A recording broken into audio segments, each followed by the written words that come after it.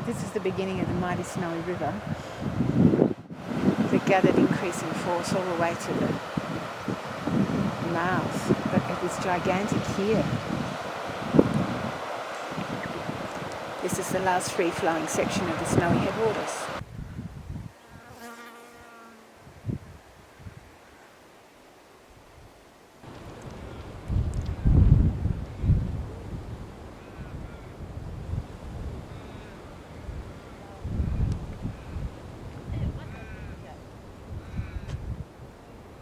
Here we are on the banks of the Snowy River. A lot of the tourists that come to this area think this is what the Snowy is like all the way down the mountain to Victoria. Unfortunately, that's not the case. Most of us come down the track, cross the Snowy River here at the so-called stepping stones, and people see a healthy river. But around the corner, it's dead. There's Guthiga Dam, bang. You would never build the Snowy scheme today. From an environmental point of view, it's a catastrophe.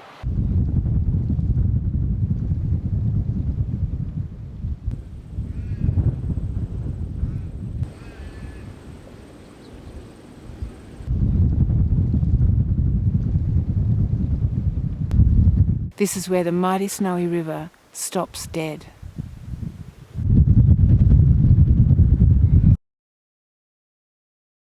We're standing here at Guthiga Power Station, 6 kilometres downstream from Guthiga Dam.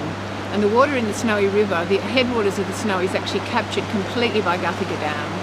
It's transferred by big aqueduct around to the top of those pipes that you can see behind me.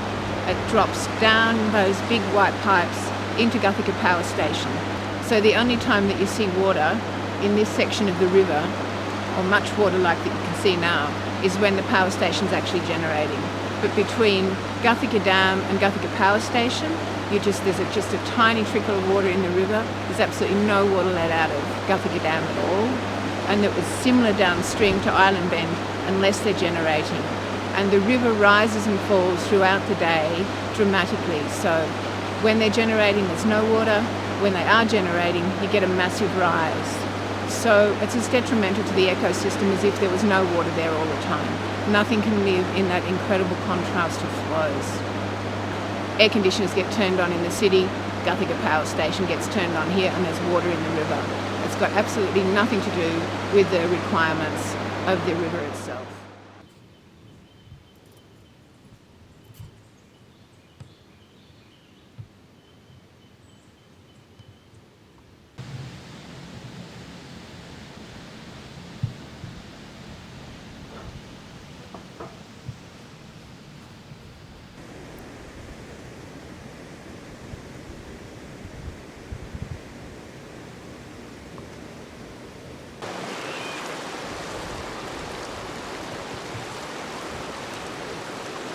So this is what the Snowy looks like in Kosiosko National Park.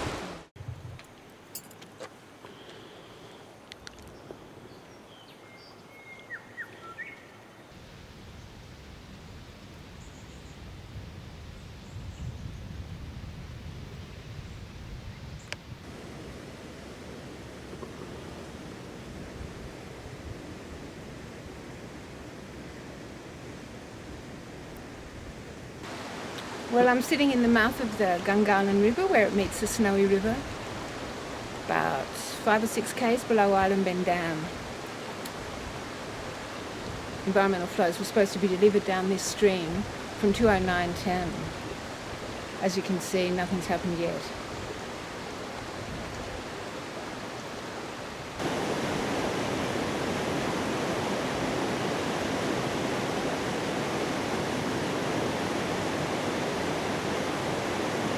I'm Angel John Dallard and I'm chairman of the Snowy River Alliance, and we're looking at the Gungahlin Aqueduct.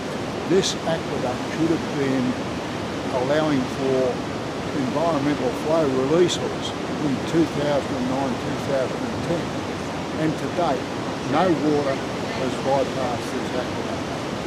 We want to know why.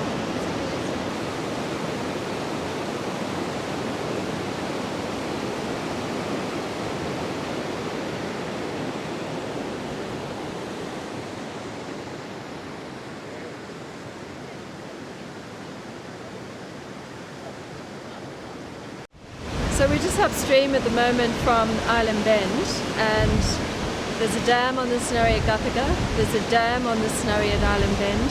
This is below Island Bend Dam Wall.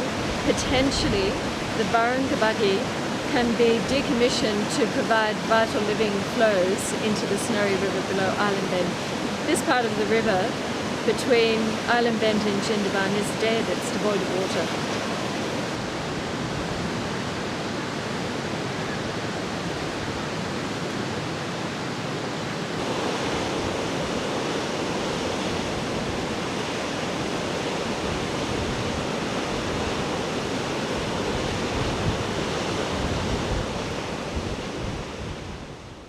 We're looking at Yukonbean Dam Wall, completed in 1958, 116 metres high off the river valley, has released 0.1% of its original flow into the river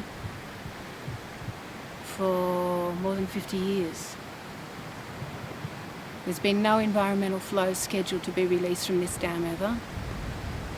So we're currently looking at the dam that extinguishes the east branch of the Snowy River.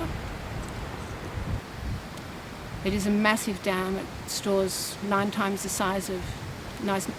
volume of Sydney Harbour. There's no facility at the moment to actually release environmental flows. But in this day and age, it's perfectly within the realms of engineering to be able to release an environmental flow into this river. Unfortunately, the Yukonbean, or the east branch of the Snowy, was completely left out of all the legislation.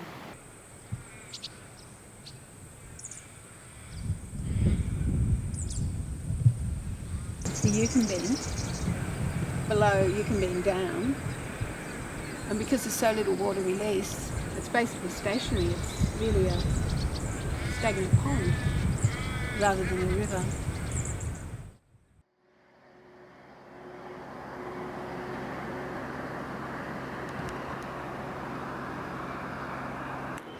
We're at Jindabyne Dam Wall. Jindabyne Dam's the bottom dam on the Snowy. There's actually 3 other dams higher up which are capturing the flow and also diverting it west. Nobody in Australia realises that above this dam here, there's actually 3 other dams, and they're all capturing water from the headwaters of the Snowy. They're all sending it west, massive amounts of water. And this is all the river gets downstream from Jindabyne. At the moment, this is the flow at Jindabyne Dam in 2012, 10 years after the legislation was passed to restore the Snowy River.